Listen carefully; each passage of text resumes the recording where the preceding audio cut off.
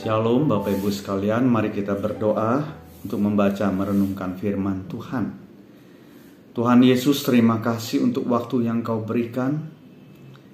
Roh Kudus, pimpinlah hati kami dan pikiran kami, sehingga firman-Mu sungguh-sungguh menjadi makanan rohani, menuntun kehidupan kami di dalam dunia yang sementara ini. Dalam nama Yesus kami berdoa. Amin. Renungan firman Tuhan dari Efesus 2 ayat 1 sampai 10. Semuanya adalah kasih karunia. Kamu dahulu sudah mati karena pelanggaran-pelanggaran dan dosa-dosamu. Kamu hidup di dalamnya karena kamu mengikuti jalan dunia ini. Karena kamu mentaati penguasa kerajaan angkasa, yaitu roh yang sekarang sedang bekerja di antara orang-orang durhaka. Sebenarnya dahulu kami semua juga terhitung di antara mereka, ketika kami hidup di dalam hawa nafsu daging dan menuruti kehendak daging dan pikiran kami yang jahat. Pada dasarnya kami adalah orang-orang yang harus dimurkai, sama seperti mereka yang lain. Tetapi Allah yang kaya dengan rahmat, oleh karena kasih-Nya yang besar yang dilimpahkannya kepada kita, telah menghidupkan kita bersama-sama dengan Kristus, sekalipun kita telah mati oleh kesalahan-kesalahan kita. Oleh kasih karunia kamu diselamatkan.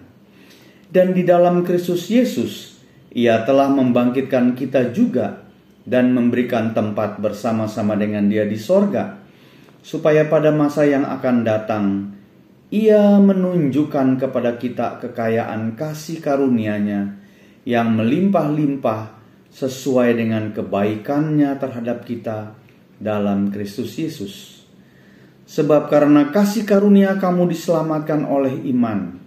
Itu bukan hasil usahamu, tetapi pemberian Allah.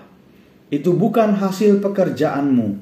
Jangan ada orang yang memegahkan diri. Karena kita ini buatan Allah, diciptakan dalam Kristus Yesus untuk melakukan pekerjaan yang baik yang dipersiapkan Allah sebelumnya. Ia mau supaya kita hidup di dalamnya. Semuanya adalah kasih karunia. Saya ingin jemaat sekalian memahami, mengerti daripada ayat yang ke-8 dari pasal 2 Efesus. Karena kasih karunia kamu diselamatkan oleh iman. Sering kita mendengarkan ayat ini tetapi lewat begitu saja, masuk kiri keluar kanan. Saya pernah melihat film dokumentasi tentang kematian orang-orang yang sudah tinggal hitungan detik. Nama dokumenternya itu Faces of Death. Jadi orang-orang yang berbuat jahat, mungkin pembunuh, perampok, pokoknya membunuh lah ya. Hukumannya 20 tahun, 30 tahun, ada yang dihukum di kursi listrik, ada yang digantung. Nah, itu difilmkan bagaimana detik-detik orang ini menghadapi kematian. Ada yang ngerokok, stres itu dibawa, masuk di kursi listrik. Ada yang di tiang gantungan, semua ketakutan. Nah Bapak Ibu, jemaat sekalian, sebetulnya keadaan kita semua, termasuk kita semua, saya gambarkan seperti film dokumenter itu ya. Faces of Death. Kita ini mati sebetulnya udah gak bisa berbuat apa-apa. Karena di dalam ayat yang ketiga dikatakan, ketika itu kita mati Bapak Ibu, dalam pelanggaran-pelanggaran dan dosa-dosa kita, sebelum kita mengenal Kristus. Udah gak ada harapan, tapi anehnya kita gak sadar. Kita bertingkah laku dalam hawa nafsu daging. Bukan cuma tingkah laku, tetapi melakukan keinginan daging dari pikiran-pikiran kita. Semua yang ada dalam pikiran, dalam perencanaan, semuanya berlawanan dengan kehendak Allah. kita adalah orang-orang yang harus dimurkai. Jadi di dalam wilayah kematian, kita berada di bawah murka Allah, Bapak Ibu sekalian. Karena kedurhakaan kita, kejahatan kita. Tetapi kita telah diselamatkan baik dari kedurhakaan, pikiran, perbuatan, tingkah laku, maupun dari murka Allah. Bayangkan kita bisa dibebaskan seperti film dokumenter itu, Faces of Death. Udah gak ada harapan, kita pasti mati.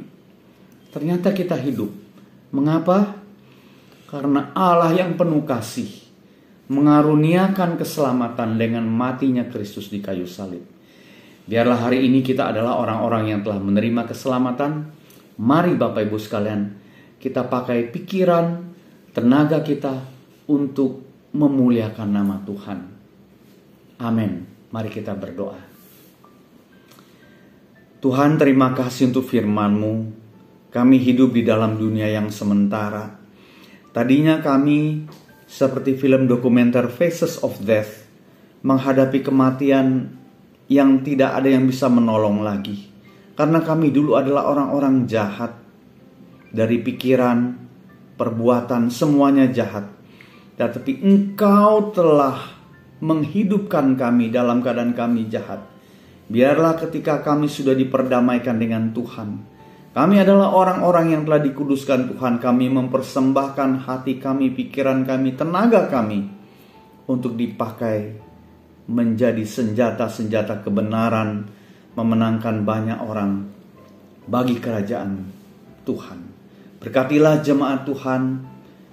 Tolonglah yang di dalam kesusahan, baik kesehatan maupun ekonomi maupun rumah tangga. Dengarkanlah doa kami Bapa di sorga. Dalam nama Yesus kami berdoa. Amin. Tuhan memberkati.